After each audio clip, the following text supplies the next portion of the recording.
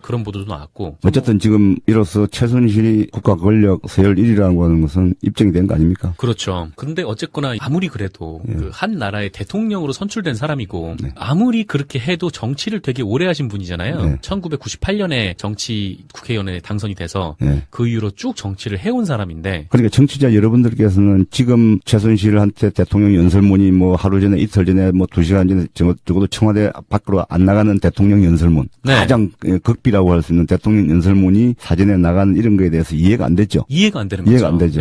그럼 어떻게 하면 이해가 될까요? 그거를 주간박근혜에서 풀어야 됩니다. 그렇습니다.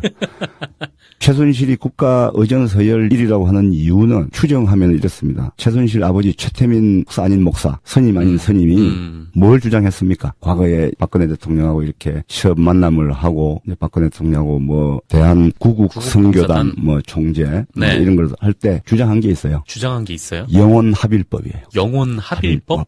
법이요 법? 영혼 합일법? 네. 불교에서 말하는 그런 이제 법. 그래서 영혼 합일법을 주장을 했다고요. 그게 뭡니까? 그러니까 영과 혼. 영과 혼은 이게 사람 몸하고 분리될 수도 있다고 보는 거고 또 몸하고 일체라는 거죠, 말하자면. 그래서 이제 말하자면 최순실은 영혼 합일교, 영혼 합일법을 아버지로부터 물려받아서 영혼 합일을 주장하는 교회, 말하자면은 총재라는 거죠. 일종의 교단 같은 교단의 이제 교주라고 그럴까요? 거기에 박근혜 대통령은 신도일 가능성이 있습니다. 그 종교에 심취한. 예전에 뭐 문건 보면은 최태민 목사가 사이비 종교 같은 거를 거기 이제 만들어가지고 이제 했는데 거기 신도가 뭐 몇십 명에 불과하다 막 이런 얘기도 있었잖아요. 그러니까 이제 뭐 대전 쪽에서 뭐 이제 그런 뭐 행사를 하기도 하고 막 그렇게 전해져요. 그런데 최태민 씨가 한참 이렇게 박근혜 대통령 같이 다니면서 설칠 때 외신에서 이제 이 최태민 목사와 박근혜 영예 퍼스트레이디 박근혜하고 이런 관계에 대해서 외신에서 한번 보도한 적이 한 번 있어요. 아, 그래요? 최태민 목사하고 박근혜의 관계를? 그때 뭐라고 했냐면은 제가 이제 영어로 옮기지는 않겠습니다. 한국에서는 지금 소문이 파다하다. 그러니까 죽은 최태민 목사가 과거에 박근혜 씨의 몸과 영혼을 완벽하게 통제했다라고 하는 소문이 파다하다. 언제 나온 보도입니까, 이게? 그게 아마 90년대 최태민 목사가 죽고 난 뒤에 나온 것 같아요. 아, 90년대에? 그리고 박근혜 씨의 몸과 영혼을 완벽하게 통제했는데 그 언제 통제했냐? 박근혜 대통령이 성장기에. 박근혜 대통령 성장기라고 하는 게 말하자면 1975년 3월 6일 날 처음으로 만났다는 거거든요. 74년 8월 15일 날 유경수 여사가 돌아가시고 꿈에 유경수 여사가 나타나셔서 근혜양을 도우라고 어머니가 말씀하셨다. 그렇게 이제 편지를 보내서 그게 만남이 이루어진 게 75년 3월 6일이라는 거거든요. 그 이후에 그러니까 그 75년이면 3월 6일이면 그때 박근혜 대통령 몇 살입니까? 24살이라고요. 그렇죠. 그러니까 성장기에 박근혜의 몸과 영혼을 완벽하게 통제했다. 아니 보통 성장기라고 하면은 2차 성징이 시작되는 그런 10대 때를 얘기하지 않습니까? 그게 아니고 이제 이거는 성장기 범위를 넓게 잡은 거죠. 그다음에 이제 그 결과 최태민의 자식들이 아이들이 엄청난 부를 축적했다. 그런 소문이 한국에 파다하다 이렇게 나온 적이 있습니다. 아, 그래요. 그러면 최태민과 최순실이 영혼 합일법이라는 그런 아버지 걸 그대로 이어받은 거죠. 이어받았다고 보는 거죠. 그러니까 그렇게 추정하지 않으면 일반인의 상식으로는 이해할 수 없는 일들이 벌어지니까 이해가 안 가는 거죠. 이게 대통령이 왜 자기 연설문을 왜 저기다가 갖다 주냐. 그러니까 최순실 씨가 연설문을 잘하는 게 연설문 꽂히는 거라는 거 아니에요. 좋아하는 게. 보니까 잘하는 것 같지는 않고. 그래서 이제 영혼 합일법 자체를 아버지로부터 이제 물려받았다. 그러니까 박근혜 대통령이 연설문을 최순실 씨한테 갖다 주는 거는 일종의 교주에게 억셉을 받아서 행동하는 뭐 그렇게까지 볼 수 있을지 모르겠어요. 어쨌든 빠져나가신 겁니까? 그러니까 영혼 합일이라고 하는 게 이제 굉장히 중요한 열쇠라는 거죠. 열쇠 말이라는 거죠. 영혼 합일. 그래서 이렇게 혼이 비정상 막 이런 얘기를 그렇습니다. 그게 그냥 근거가 없는 게 아니에요. 뭐 간절히 원하면 우주가 도와준다. 그렇습니다. 그렇군요. 그 영혼합일법이라는 게 그러면 어떤 의미에서 이런 단어가 나온 겁니까? 제가 그러면 최태민이라고 하는 분이 어떤 분이 이제 지금까지 그냥 두루뭉실하게 우리가 얘기했잖아요. 그렇죠. 그럼 이제 구체적으로 한번 얘기를 해볼게요. 우선 최태민 씨의 아명이라면 이제 어릴 때 지은 이름. 어릴 때 쓰는 어릴 때 불러는 이름은 선녀가 지었다고 그래요. 선녀가? 그래서 최도원입니다. 길도자의 근원 원자. 최도원. 최태민 씨가 해방 전에 황해도에서 일제 때 순사를 했다는 했다는 거예요. 그렇게 해서 이제 광복이 되고 난 다음에 월남을 했다고 그래요. 월남을 한 다음에 이름을 바꿉니다. 최태민으로. 아니, 최상훈으로. 최상훈. 그러니까 최태민 씨가 사용했던 이름이 한 6가지 정도 된다고 그래요. 아명은 최도원. 그다음에 이제 월남한 다음에 개명을 해가지고 경찰로 또 근무도 하기도 하고 육군하고 해병대에서 비공식 문관으로 또 재직을 했어요. 군인은 아닌데 경찰 좀 조금 근무하다가 네. 육군하고 해병대에서 비공식 문관. 군무원 같은 군무원이죠. 네. 예. 그때는 이제 최상훈이라는 또 이름을 썼어요. 그러니까 일제 때 순사할 땐 도원. 남쪽으로 내려와서는 최상원. 상훈. 최상훈. 예. 그 오히려 상자에 공훈자.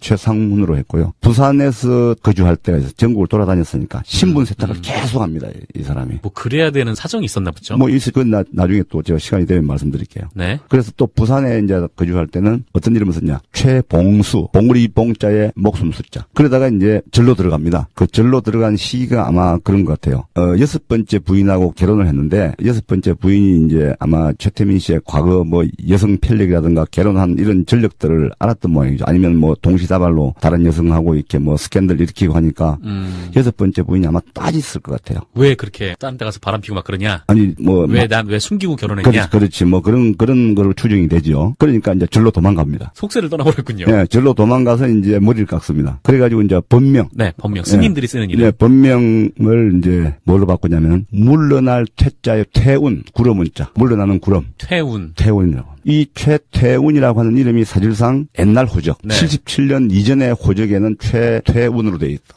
최태운이라는 거는 그냥 뭐 태운 스님 이런 게 아니라 네. 이름 자체를 그냥 바꿔버린 건가요? 그 이전에 호적에 있었던 이름이랍니다. 그러면 이제 뭐 여러 이름을 썼지만 네. 최태운이라는 게 어쨌거나 호적에 남아있는 이름. 남아있었던 이름이죠. 네. 예. 그다음에 이제 또 나중에 천주교로 또 해가지고 또 영세를 받습니다. 아, 천주교에서요? 예. 진정한 종교 통합을. 예. 그러니까 이제 사실은 그래서 영원 합일도 주장을 했지만 이제 여러 종교를 이렇게 뭐 통합해서 뭐 이렇게 외치고 그랬던 것 같아요. 그래서 천주교 성당에 가서 영세를 받을 때 또 이름을 바꿉니다. 그때는 이제 성도 바꿉니다. 아, 성도요? 예, 성도 이제 그 공자 공시에 공해남으로 바꿉니다. 공해남. 예. 공해. 공자 선생의 공시에다가 네. 돼지 해자에 네. 남령 남자. 그렇군요. 그다음에 이제 또 그걸로 끝나는 게 아니고 내가 이름을 바꾸는 이유는 내가 계시를 받았다. 네. 영원 합일법을 주장하면서 썼던 이름은 또 있습니다. 또 성을 또 바꿉니다. 방민. 네, 방방자에 빠를 민자, 민체발 민자, 방민으로 바꿉니다. 이 계속 호적에 남아있는 건 아니죠? 아니죠. 예. 계속 신분만 계속 세탁하는 거잖아요. 그렇죠. 네. 예. 그러다가 이제 6번째, 드디어 지금 국민들한테 알려져 있는 이름이 바로 6번째 이름이 최태민. 이것은 75년 4월 달에 네. 대한구국 선교단 총재로 취임을 합니다. 이제 박근혜 대통령을 알고 난 다음에 이제 박근혜 대통령의 힘을 등에 업고 이제 네. 대한구국 선교단이라는 걸 만들죠. 그때 취임을 하면서 그것을 계기로 이름을 또 바꿉니다. 최태민으로요. 네. 그래서 그럼 박근혜 대통령 만날 때는 박민이었네요. 뭐 무슨 이름으로 얘기했는지 그건 모르죠. 아, 예, 무슨 이름을 댔는지 모르고. 앞에 이름 뭐 5가지 중에 하나를 댔겠죠. 네. 그러다가 이제 취임을 계기로 해서 개명을 해서 이름을 바꿔서 최태민. 큰 자 밑에 점이 있는 태. 클태자. 네. 예, 그 밑에 이제 그리고 민체발 민자 최태민. 이거는 이제 77년 3월 9일 이후에 호적에 이제 이름을 올립니다. 호적을 바꾼 거죠, 이름을. 네. 이건 아예 호적으로 바꿔버렸고. 네. 네. 그전에는 최태운이었고, 퇴운. 네. 그러니까 이제 이런 것들을 쭉 봤을 때 뭐라고 할까요? 사람을 홀리는 능력이 대단하다? 최태민 씨가 그런 걸로 보여요. 계속 뭔가 때문에 계속 이름을 바꿔야 했고 그런 일들이 계속 반복이 되었다는 거잖아요. 그러니까 네. 그 이름을 바꾼다는 거는 이게 누군가에게 쫓기거나 아니면 뭐 하여튼 뭐 그럴 때 이제 이름을 바꾸는데 예. 그게 이제 6번이나 과정이 있었다는 거죠. 예. 그러니까 이제 최태민 씨 전력을 보면요. 네. 뭐 전력은 뭐 다 나와 있습니다만은 우선 비리, 뭐 하여튼 뭐 사기, 혼인빙자, 간음, 강간 이런 것들이 한두 건이 아니에요. 몇십 건이에요. 세상에 온갖 나쁜 짓을. 예. 네. 그런데 참 좋은 분이라고 그랬잖아요. 박근혜 대통령이. 아, 맞아요. 자기가 어려울 때 도와주신 분. 어릴 때 도와주신 분.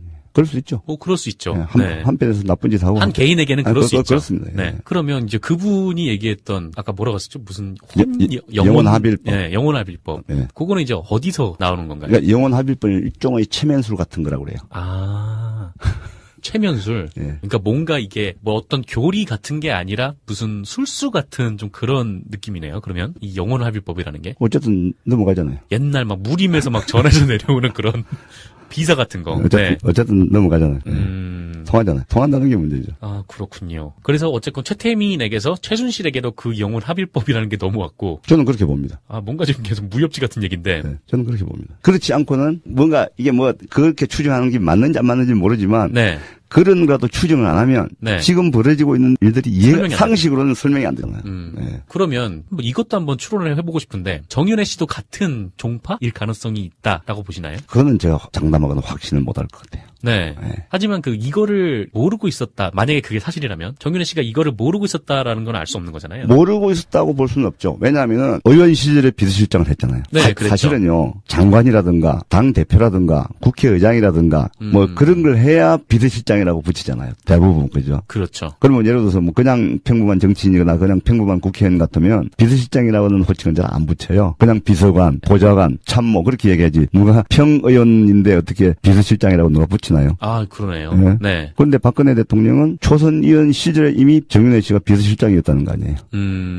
그래서 비서실장에서 그만둔 이후에도 이제 이른바 비선 실세로 계속 박근혜 대통령을 정치인 박근혜를 보좌했던 것 같고, 그다음에 이제 어쨌든 공식으로 비서실장을 사임을 하고 이제 한 거는 2007년 대선 당내 경선할 때 이명박과 박근혜가 붙었을 때 그때 이제 비로소 아마 공식으로는 아마 그때 벌어져 나간 거 아닌가. 그런데 이제 그거는 이제 비서실장 역할을 안 한 거고 비선에서는 계속 옆에서 활동을 한 걸로 추정이 되죠. 왜냐하면 그게 이제 지난번에 정윤회 문건, 그렇죠. 조홍천 비서관이 뭐 폭로하고 했던 그런 거라고 봐야죠. 그래서 어쨌거나 이제 최순실 씨와 박근혜 대통령의 이런 뭐 이제 영혼합일법 같은 그런 관계에 대해서는 정윤회 씨도 어느 정도 알고 있었을 가능성이 당연히 알고 있었다고 봐야죠. 왜냐하면 다섯째 사위인데. 그렇죠. 그러면은 그 정윤회 씨가 지금 이제 청와대 그 문고리 3인방이라고 하죠. 이제 그분들을 천거했다고 얘기하는 거 아닙니까? 그런 걸로 소문이 파다하죠. 그럼 그 3명도 같이 엮여 있을 가능성이 있다라고도 볼 수 있겠네요. 저는 그렇게 보지 않고요. 아, 그런가요? 네, 그러니까 저는 나만 큰일 났네. 예, 엮여 있더라도 이제 정윤회의 주의를 받는 거 아니냐. 지금은 이제 모르겠지만 거기 3명은 아마 정윤회 씨가 직접 관리를 하는 사람들이었을 거다. 아, 그렇군요. 왜냐하면 그 문고리 3인방이 박근혜 대통령을 보좌한 게 벌써 한 15년쯤 되잖아요. 맞아요. 예. 근데 정윤회 씨가 들어갔을 때와 이제 때를 같이 해서 같이 들어왔죠. 그렇다고 해야죠. 네. 초선일 때부터 들어와 있었으니까. 그렇군요. 이게 만약에 사실이라면 이게 뭔가 일종의 뭐 사이비 종교 같은 게 지금 국정을 좌우하는. 글쎄요. 그렇게 볼 수도 있겠죠. 네, 그럴 수도 있고. 네. 그러니까 제가 그랬잖아요. 박근혜 대통령은 어릴 때부터 63년도에 아버지가 청와대 간 이후부터 공인이란 말이에요. 대통령의 딸이고, 그다음에 어머니가 돌아가신다면 퍼스트레이디 역할을 했고, 그리고 그 이후에 은둔 기간 18년 있었지만 그 기간은 아버지가 물려준 작물을 관리했고, 그리고 97년도에는 지금의 새누리당에 입당을 해서 이해창 후보를 도왔고, 98년에 달성 보궐선거에 나가서 국회의원에 당선됐고, 그 이후에 쭉 계속 국회의원 하고 있잖아요. 그렇게 인생의 거의 전부를 공인으로 살았는데 베일에 가려져 있다고 그랬잖아요. 베일에 가려진 게 너무 많다고 그랬잖아요. 그렇죠. 예. 베일에 가려질 수밖에 없는 거죠. 그러면 이렇게도 한번 추측을 해볼 수가 있을 것 같은데 지금 최순실 씨의 딸이 이제 정유라 씨죠. 이제 그분이 뭐 일종의 또 후계자 뭐 그렇게 볼 수도 있는 건가요? 후계자의 자질이 있는 것 같아요. 아, 그래요? 예. 지난번에 페북에 뭐 글을 올렸다고 그랬나요? 어떤 글이요? 자기가 이제 유아여대에 뭐 이렇게 편법 특혜로 이렇게 입학을 했다. 라고 논란이 되니까 자기 또래들 사이에서 SNS상에서 이제 막 논란이 되니까 또 그리고 너네 부모를 원망해. 그렇지. 정유라 씨하고 경쟁을 했던 승마 선수 있을 거 아니에요. 그렇겠죠. 예. 그럼 니네들 돈 있는 것도 그것도 실력이다. 그건 후계자의 자질이라기보다. 그건 뭔가 문제. 아니, 그게 후계자의 자질이라고 봐야죠. 그 정도, 그 나이에, 그 정도 배짱 가진기는 쉽지 않아요. 그러니까, 말하자면 외할아버지, 그 다음에 아버지, 어머니가 갖고 있는 자질을 충분히 타고난 거라고 보는 거죠. 아, 이게 뭐 어떤 이게 뭐 영적인 능력이라기보다는 그냥 배짱과, 뭐 이런 소신, 좋게 말하면 소신. 뭐 그럴 수도 있겠네요. 그러면은 이게 어쨌거나 박근혜 대통령의 연설문이나 아니면 국가의 주요한 문서들이 다 최순실 씨한테 흘러갔다는 거죠. 근데 이게 현행법으로 처벌이 가능한 겁니까? 글쎄요. 마땅한 범위 없는 것 같더라고요. 만약에 이게 사실이라고 밝혀져도. 이제 누가 줬냐 하는 거죠. 누가 그걸 빼돌렸냐? 네.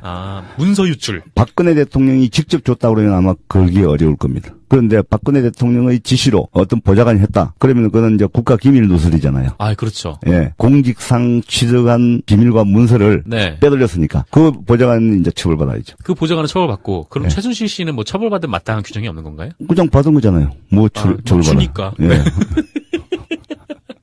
주니까 받았다. 예. 네.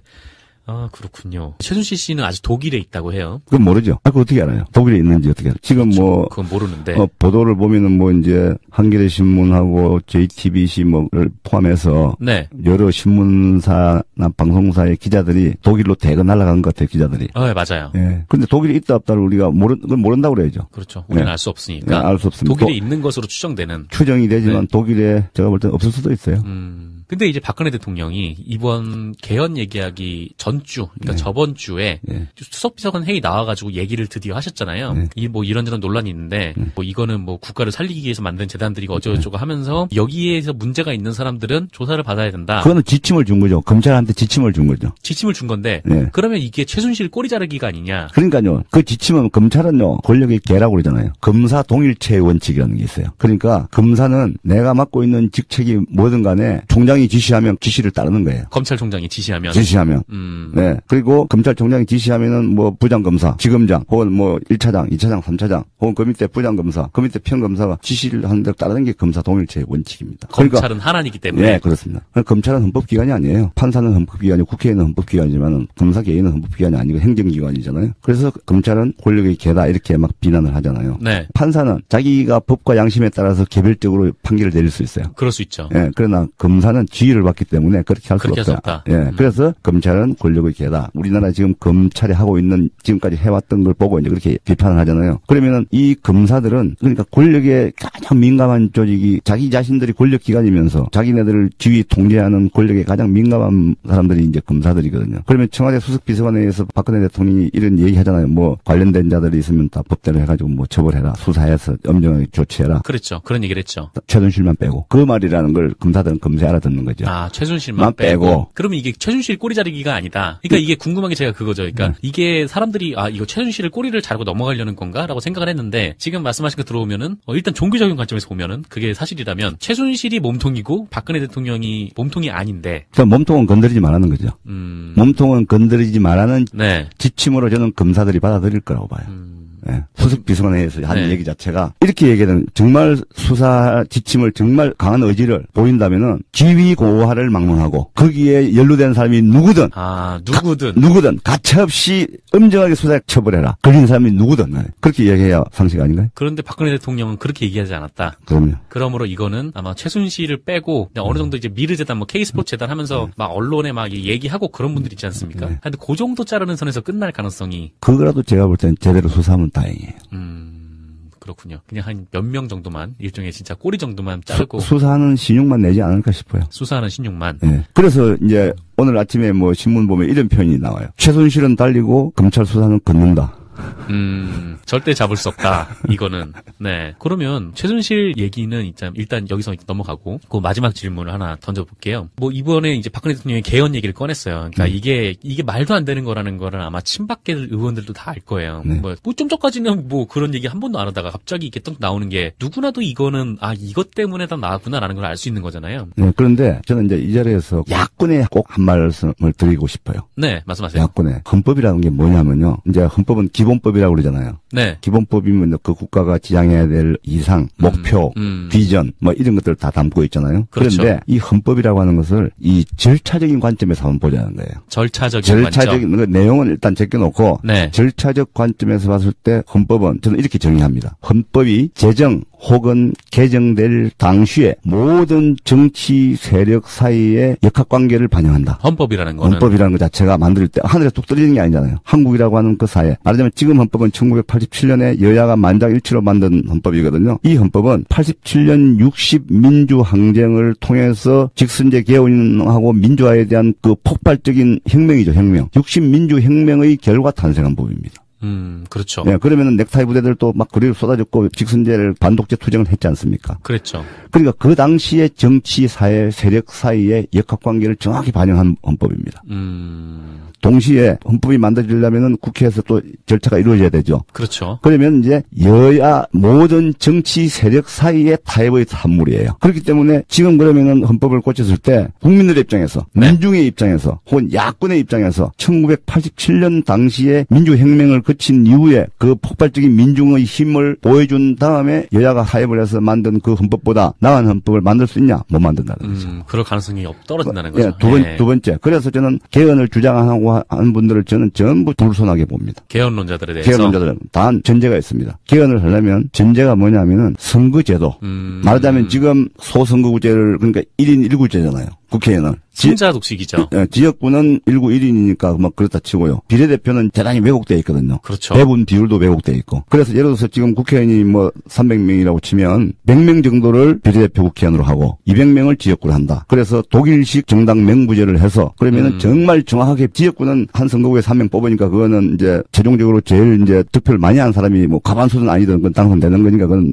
예외로 하고. 그렇죠. 비례대표는 정확하게 국민들이 정당 투표제를 해가지고 받은 득표율만큼 모든 정당이 비례로 해서 만약에 의석을 갖는다면 네. 국민들의 자유로운 선택권이 주어지는 거죠. 그렇죠. 그러면 이게 녹색당도 국회의원이 나올 거예요. 그렇겠죠. 예, 그런 전제가 있다든가 아니면은 지금 사실 지방자치제가 제도적으로는 돼 있지만 절름발이거든요. 그렇죠. 중앙정부가 전부 지방 교부세를 딱 틀어주고 그냥 말 안 들으면 교부세를 안 주잖아요. 그러니까 이거는 지금 절름발이 지방자치거든요. 그래서 지방 분권을 정말 명실상부하게 한다든가 라는 것을 완전히 제도적으로 못을 받거나 그런 제도를 전제로 해서 만약에 헌법을 고친다고 그러면 동의할 수 있는데 네. 헌법 전문을 손대면 안 되고 전문은 헌법 네. 전문 손대면 안 되고요. 왜냐하면 상해 임시정부 법통하고 4.19의 혁명의 정신이 들어있기 때문에 그거는 건드리면 안 되고. 그렇죠. 두 번째 119조 2항 경제민주화 조항 건드리면 안 되고. 그렇다면은 논의해 볼 수 있는데 지금 그걸 정부 여당이 받아들이겠냐고. 안 받아들인다고요. 그 두 개만 고치려고 하잖아요. 그렇죠. 예. 전문하고 119조 이하. 그래서 그런 역학관계를 정확하게 반영하고 여야 정치 세력 사이의 타협의 산물이기 때문에 지금 헌법을 고치려고 하는 행위는 대단히 위험하다. 위험한 정도가 아니라 이거는 거기에 부하내동하는 정치인들은 제가 똑똑히 기억할 겁니다. 그렇군요. 예. 네. 그러니까 박근혜 입장에서 헌법을 고치려고 하는 그 목적하고 별개로 우리 국민들의 입장에서 서민 대중의 입장에서 헌법을 고치는 게 우리 국민들한테 무슨 도움이 되느냐 이거예요. 그렇죠. 예. 헌법 고치든 말든 예. 선거제도가 아니라면. 예. 네. 그다음에 지방 분권이 아니라면 고칠 이유가 없는 거죠. 지금 자꾸 헌법 가지고 뭐 87년 이후에 뭐 정치, 경제, 사회 상황이 바뀌었다. 그런데 지금 헌법 안에 조항이요 최고로 잘 되어 있는 헌법이에요. 네. 그 안에 다 들어있어요. 우리 국민의 행복 추구권, 환경권 그렇죠. 다 들어있다고요. 집회 시위의 자유. 자, 헌법 때문에 뭘 못하는 건 아닙니다. 영국은 뭐 성문법이 있나요? 지금 보세요. 행정수도를 노무현 대통령이 옮긴다고 할 때 헌법재판소에서 뭘 갖다 끌어댔습니까? 관습법? 서울은 수도라는 게 관습헌법이라는 거 아니에요. 관습헌법이라는 거 어디 있어요? 그런 거 없죠. 그건 완전 억지 논리거든요. 그렇죠. 그럼 관습헌법도 끌어대는 놈들인데 지금 헌법은 관습헌법이 아니라 그 명문 조항이 정확히 다 나와 있다고요. 행복추구권, 환경권 다 있다고요. 그러니까 뭘 87년 이후에 한국의 정치, 경제, 사회적으로 뭐 많이 바뀌었기 때문에 그걸 반영했나 그건 웃기는 얘기예요. 제가 볼 때는. 뭐 어쨌거나 뭐 그 국회의원 선거제도 지금은 딱 이제 두 정당에서 그렇습니다. 독식을 할 수 있는 그 구조인데. 그렇습니다. 요거를 바꾸거나. 네. 아니면 뭐 대선 결선 투표 이런 것도 뭐 괜찮지 않습니까? 그것도 뭐 사실은 뭐 충분히 도입해볼 만한 가치가 네. 있는데 그리고 그렇게 지고지순한 제도라고 보진 않아요. 예. 그리고 또 이제 지방분권 뭐 이런 게 아니라면 지금 헌법 87년 헌법이 그때 당시에 민주화에 대한 열망이 가득 담겨 있는 헌법이기 그럼요. 때문에 네. 뭐 거기서 이제 고칠 게 없다라는 네 그런 말씀이셨습니다. 요거 질문을 해야 되는데. 네. 요 질문하다가 갑자기 세가지고 네. 친박에서도 이게 약간 좀 혼란이 왔는지 어제 이제 뭐 대통령이 개헌 얘기했는데 또 JTBC에서 최순실 씨가 이제 연설문을 고쳤다 뭐 이런 얘기도 나오니까 뭐 이제 홍문종 씨 대표님 친박이죠. 뭐 이분 같은 경우에는 최순실 씨 관련된 거는 대통령이 얘기했으니까 좀 지켜봐야 된다. 좀 이렇게 좀 말을 좀 아꼈고 뭐 민경욱 대변인 같은 경우에는 또 친박계로 좀 분류가 되는데 뭐 이게 사실이라면 좀 책임을 무겁게 져야 된다. 뭐 이런 얘기를 했어요. 그러니까 뭐 여기서도 친박계에서도 좀 이 사태에 대해서 좀 약간 좀 감을 잘 못 잡는 것 같아요. 그래서 언제까지 이 친박들이 이렇게 감을 잡은 거죠. 예, 그러니까 민경욱 대변인은 KBS 기자 하다가 박근혜 대통령이 발탁했죠, 대변인으로. 그렇죠. 그리고 지금 이제 인천에 가서 국회의원 됐잖아요. 그렇죠. 그러면 자기도 살아야 될 거 아니에요. 살아야죠. 예, 박근혜 대통령 끝났고 박근혜 대통령이 다시 국회의원 공천권을 행사할 수 있겠어요? 끝난 거죠. 그럴 수는 없겠지만. 예. 그러니까 이제 뭐 책임을 물어야 된다. 최순실에 대해 책임을 물어야 된다는 식으로 자기도 지역에 가서 살기 위해서 그렇게 하는 거죠. 그렇죠. 이제 뭐 민경욱 씨는 뭐 그렇게 얘기할 수 있는데 또 어쨌거나 이제 친박 친박계라는 것 자체가 계속 대통령에 대해서 되게 맹목적인 충성을 보여왔다는 거죠. 맹박. 예. 네, 맹목적인 친박. 예. 네, 그런 식으로 이제 해왔는데 과연 이번 사태를 좀 계기로 좀 친박계에서도 좀 뭔가 혼란, 뭐 아니면 분화 이런 게 이루어질 가능성이 있을까? 저는 그렇게 보지는 않고요. 아, 그렇게 보진 않습니다. 그러니까 네, 이제 낮하고 밤이 달라질 거예요. 낮저 밤이. 낮에는 친박. 낮에는 대통령한테 지고. 예, 밤에는 각자 도생. 이제 누구 줄을 서야 되냐? 누구 줄을 서야 내가 이제 다음 총선이고 다음 정권에서 내가 이 자리를 유지하고 또 그다음 장관도 하고 이렇게 할 수 있을 거냐? 그건 이제 줄서기로 들어가는 거죠. 아직은 눈치전이 계속될 거다. 아직까지는 내년에 이제 새누리당에서 뭔가 대선 주자가 명확하게 나온 게 아니기 때문에. 그리고 예를 들어서 이제 여당 국회의원들이 야당도 마찬가지지만은 여당 국회의원들은 대통령이 마음 먹으면 어떻게 여당 국회의원이고 야당 국회의원이고 이게 날려버릴 수 있다는 걸 잘 알거든요. 검찰이 딱 조사해가지고 있다가 가끔 정치적으로 민감한 시기에 다 이름을 흘리잖아요. 그렇죠. 또 여야 딱 구색 맞춰가지고. 그러니까 국회의원들은 자기가 한 짓을 자기가 알기 때문에 대통령이 마음 먹으면은 검찰을 동원해서 혹은 뭐 국세청이나 이런 걸 동원해서 얼마든지 자기를 타격을 줄 수 있다는 걸 알기 때문에 정치 생명을 끊어버릴 수 있다는 걸 알기 때문에 네. 대통령이 권력을 행사하는 기간 동안에는 벌벌 기어야죠 일단. 일단 기는데 네. 일단 밤에는 뭔가 이제 각자 도생의 길을 한번 찾아보고 있을 것이다. 네. 알겠습니다. 교회 말하자면은 총재라는 거죠. 일종의 교단 같은 교단의 이제 교주라고 그럴까요? 거기에 박근혜 대통령은 신도일 가능성이 있습니다. 그 종교에 심취한. 네. 예전에 뭐 문건 보면은 최태민 목사가 사이비 종교 같은 거를 거기 이제 만들어가지고 이제 했는데 거기 신도가 뭐 몇십 명에 불과하다 막 이런 얘기도 있었잖아요. 네. 그러니까 이제 뭐 대전 쪽에서 뭐 이제 그런 뭐 행사를 하기도 하고 막 그렇게 전해져요. 그런데 최태민 씨가 한참 이렇게 박근혜 대통령 같이 다니면서 설칠 때 외신에 그래서 이제 이 최태민 목사와 박근혜 영예, 퍼스트레이디 박근혜하고 이런 관계에 대해서 외신에서 한번 보도한 적이 한 번 있어요. 아, 그래요? 네. 최태민 목사하고 박근혜의 관계를? 그때 뭐라고 했냐면은 제가 이제 영어로 옮기지는 않겠습니다. 네. 한국에서는 지금 소문이 파다하다. 그러니까 죽은 최태민 목사가 과거에 박근혜 씨의 몸과 영혼을 완벽하게 통제했다라고 하는 소문이 파다하다. 언제 나온 보도입니까, 이게? 그게 아마 90년대 최태민 목사가 죽고 난 뒤에 나온 것 같아요. 아, 90년대에? 예. 그리고 박근혜 씨의 몸과 영혼을 완벽하게 통제했는데 그 언제 통제했냐? 박근혜 대통령이 성장기에. 박근혜 대통령 성장기라고 하는 게 말하자면 1975년 3월 6일 날 처음으로 만났다는 거거든요. 74년 8월 15일 날 유경수 여사가 돌아가시고 꿈에 유경수 여사가 나타나셔서 근혜양을 도우라고 어머니가 말씀하셨다. 그렇게 이제 편지를 보내서 그게 만남이 이루어진 게 75년 3월 6일이라는 거.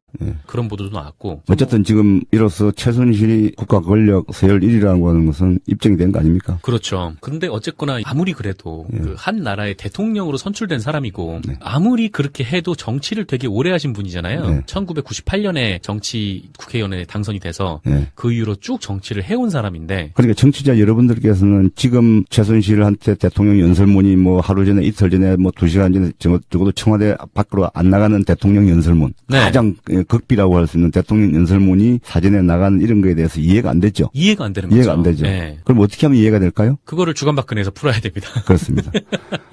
최순실이 국가 의전 서열 1위라고 하는 이유는 추정하면 이렇습니다. 최순실 아버지 최태민 목사 아닌 목사, 선임 아닌 선임이 뭘 주장했습니까? 과거에 박근혜 대통령하고 이렇게 처음 만남을 하고 박근혜 대통령하고 뭐 대한 구국 선교단 뭐 총재 뭐 이런 걸 할 때 주장한 게 있어요. 주장한 게 있어요? 영혼 합일법이에요. 영혼 합일법? 예. 법이요, 법? 영혼 합일법? 네. 불교에서 말하는 그런 이제 법. 네. 그래서 영혼 합일법을 주장을 했다고요. 그게 뭡니까? 그러니까 영과 혼은 이게 사람 몸하고 분리될 수도 있다고 보는 거고 또 몸하고 일체라는 거죠, 말하자면. 네. 그래서 이제 말하자면 최순실은 영혼 합일법을 아버지로부터 물려받아서 영혼 합일을 주장하는 거거든요. 그 이후에 그러니까 그 75년이면 3월 6일이면 그때 박근혜 대통령 몇 살입니까? 24살이라고요. 그렇죠. 그러니까 성장기에 박근혜의 몸과 영혼을 완벽하게 통제했다. 아니 보통 성장기라고 하면은 2차 성징이 시작되는 그런 10대 때를 얘기하지 않습니까? 그게 아니고 이제 이거는 성장기 범위를 넓게 잡은 거죠. 그다음에 이제 그 결과 최태민의 아이들이 엄청난 부를 축적했다. 그런 소문이 한국에 파다하다 이렇게 나온 적이 있습니다. 아, 그래요. 그러면 최태민과 최순실이 영혼 합일법이라는 그런 아버지 걸 그대로 이어받은 거죠. 예, 받았다고 보는 거죠. 그러니까 그렇게 추정하지 않으면 일반인의 상식으로는 이해할 수 없는 일들이 벌어지니까 이해가 안 가는 거죠. 이게 네, 대통령이 왜 자기 연설문을 왜 그렇죠. 저기다가 네. 갖다 주냐. 예. 그러니까 최순실 씨가 연설문을 잘하는 게 연설문 꽂히는 거라는 거 아니에요. 좋아하는 게. 네, 네. 네. 보니까 잘하는 것 같지는 않고. 네. 그래서 이제 영혼합일법 자체를 아버지로부터 이제 물려받았다. 그러니까 박근혜 대통령이 연설문을 최순실 씨한테 갖다 주는 거는 네. 일종의 교주에게 억셉을 받아서 행동하는 뭐 그런 그렇게까지 볼 수 있을지 모르겠어요. 어쨌든 빠져나가신 겁니까? 그러니까 영혼 합일이라고 하는 게 이제 굉장히 중요한 열쇠라는 거죠. 열쇠말이라는 거죠. 영혼 합일. 네. 그래서 이렇게 혼이 비정상 막 이런 얘기를 그렇습니다. 네. 예. 예. 그게 그냥 근거가 없는 게 아니에요. 예. 뭐 간절히 원하면 우주가 도와준다. 그렇습니다. 예. 그렇군요. 그 영혼합일법이라는 게 그러면 어떤 의미에서 이런 단어가 나온 겁니까? 제가 그러면 최태민이라고 하는 분이 어떤 분이 이제 지금까지 그냥 두루뭉실하게 우리가 얘기했잖아요. 그렇죠. 예. 그럼 이제 구체적으로 한번 얘기를 해볼게요. 네. 우선 최태민 씨의 아명이라면 이제 어릴 때 지은 이름. 네, 어릴 때 쓰는 어릴 이름. 때 불렀는 이름은 선녀가 지었다고 그래요. 선녀가? 예. 네. 그래서 최도원입니다. 길도자에 근원 원자. 최도원. 최태민 씨가 해방 전에 황해도에서 일제 때 순사를 했다는 거예요. 그렇게 해서 이제 광복이 되고 난 다음에 월남을 했다고 그래요. 월남을 한 다음에 이름을 바꿉니다. 최태민으로? 아니, 최상훈으로. 최상훈. 그러니까 최태민 씨가 사용했던 이름이 한 6가지 정도 된다고 그래요. 아명은 최도원. 그 다음에 이제 월남한 다음에 개명을 해가지고 경찰로 또 근무도 하기도 하고 육군하고 해병대에서 비공식 문관으로 또 재직을 했어요. 군인은 아닌데 경찰 좀 조금 근무하다가 네. 육군하고 해병대에서 비공식 문관. 군무원 같은 군무원이죠. 네. 예. 그때는 이제 최상훈이라는 또 이름을 썼어요. 그러니까 일제 때 순사할 땐 도원. 남쪽으로 내려와서는 최상원. 상훈. 최상훈. 예. 그 오히려 상자에 공훈자. 예, 최상훈으로 했고요. 부산에서 거주할 때가 있어요. 전국을 돌아다녔으니까 신분 세탁을 계속합니다. 이 사람이. 뭐 그래야 되는 사정이 있었나 보죠. 뭐 있을 건 나중에 또 제가 시간이 되면 말씀드릴게요. 네. 그래서 또 부산에 이제 거주할 때는 어떤 이름을 썼냐? 최봉수. 봉우리 봉자에 목숨 숫자. 그러다가 이제 절로 들어갑니다. 그 절로 들어간 시기가 아마 그런 것 같아요. 6번째 부인하고 결혼을 했는데 6번째 부인이 이제 아마 최태민 씨의 과거 뭐 여성 편력이라든가 결혼한 이런 전력들을 알았던 모양이죠. 아니면 뭐 동시다발로 다른 여성하고 이렇게 뭐 스캔들 일으키고 하니까 6번째 부인이 아마 따졌을 것 같아요. 왜 그렇게 다른 데 가서 바람 피고 막 그러냐? 아니 뭐 왜 숨기고 결혼했냐? 그렇지 뭐 그런 거로 추정이 되죠. 그러니까 이제 절로 도망갑니다. 속세를 떠나버렸군요. 네, 절로 도망가서 이제 머리를 깎습니다. 그래가지고 이제 법명. 네, 법명. 스님들이 쓰는 이름. 네, 법명을 이제 뭘로 바꾸냐면 물러날 퇴자의 퇴운, 구름은자. 물러나는 구름. 퇴운이라고. 이 최퇴운이라고 하는 이름이 사실상 옛날 호적. 네. 77년 이전의 호적에는 최퇴운으로 돼 있다. 최퇴운이라는 거는 그냥 뭐 퇴운 스님 이런 게 아니라 네. 이름 자체를 그냥 바꿔버린 건가요? 그 이전에 호적에 있었던 이름이랍니다. 그러면 이제 뭐 여러 이름을 썼지만 네. 최퇴운이라는 게 어쨌거나 호적에 남아있는 이름. 남아있었던 이름이죠. 네. 예. 그 다음에 이제 또 나중에 천주교로 또 해가지고 또 영세를 받습니다. 아, 천주교에서요? 예. 진정한 종교 통합을. 예. 그러니까 이제 사실은 그래서 영혼합일도 주장을 했지만 이제 여러 종교를 이렇게 뭐 통합해서 뭐 이렇게 외치고 그랬던 것 같아요. 그래서 천주교 성당에 가서 영세를 받을 때 또 이름을 바꿉니다. 그때는 이제 성도 바꿉니다. 아, 성